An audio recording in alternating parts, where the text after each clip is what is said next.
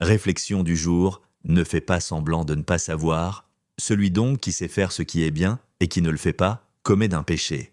Livre de Jacques, chapitre 4, verset 17. Que cela nous plaise ou pas, ce verset nous confronte à une dimension du péché que nous oublions souvent, le péché par omission.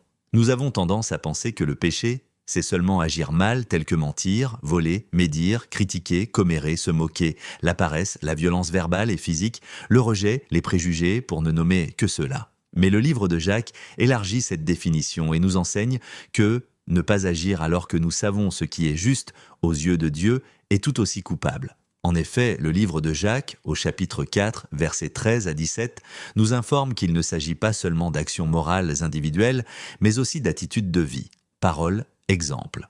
Lorsque nous planifions sans consulter Dieu, c'est déjà ignorer le bien que nous savons devoir faire.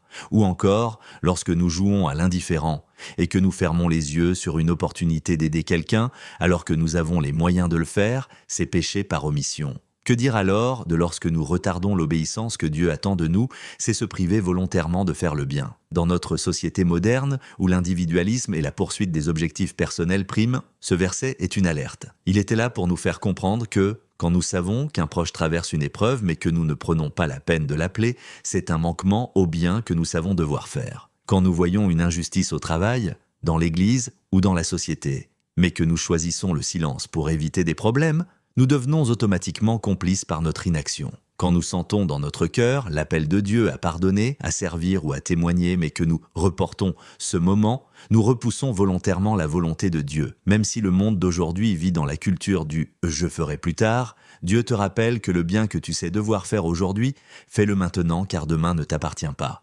Ne pas faire le bien alors que tu sais le faire, c'est refuser d'être l'instrument de Dieu dans la situation présente.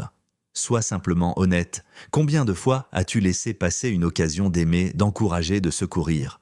Le bien manqué n'est pas neutre, la neutralité n'existe pas. C'est une blessure infligée à notre relation avec Dieu et à ton prochain. Dans le livre de Matthieu, chapitre 25, au verset 45, Jésus dit « Toutes les fois que vous n'avez pas fait ces choses à l'un de ces plus petits, c'est à moi que vous ne les avez pas faites. » Alors, ne l'oublie jamais. Ne pas faire le bien, c'est refuser Christ dans le visage de ton prochain. Bonne réflexion, Douce Colombe, Koulia.